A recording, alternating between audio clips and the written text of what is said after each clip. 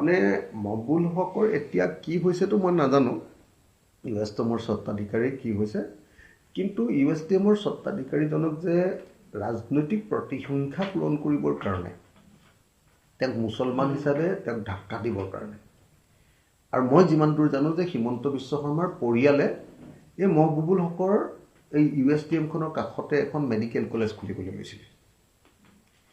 এতিয়া মকবুল হকে আকৌ তাত এখন মেডিকেল কলেজ খুলি দিলে, গতিকে নতুন এখন আৰু মেডিকেল কলেজৰ পাৰ্মিশ্যন নাপায়। গতিকে হিমন্ত বিশ্ব শৰ্মা একদম মানে ফেটি সাপৰ নিচিনা ফেচ কৰি উঠিছে, মোৰ বিজনেছৰ হাত দিছা। গতিকে সেই মানুহজনক বলি পঠা সজাই এনেকৈ জেললৈ পঠিয়াই আছে। মানে মই ভাবোঁ যে মেঘালয়ৰ মুখ্যমন্ত্ৰীৰ যিটো বক্তব্য, মেঘালয়ৰ মুখ্যমন্ত্ৰীটো কৈছে যে ইউ এছ টি এমতো ক'তো কোনো গণ্ডগোল নাই বুলি কৈ দিছে। তো যি নেডাৰ আহ্বায়ক